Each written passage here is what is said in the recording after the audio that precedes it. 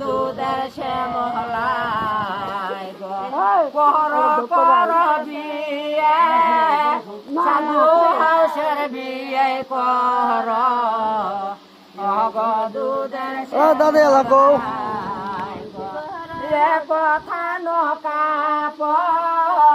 বলে গো দুই থান হব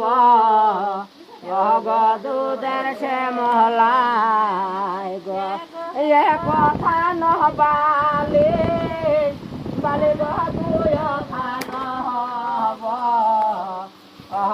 দুধের শ্যামলাই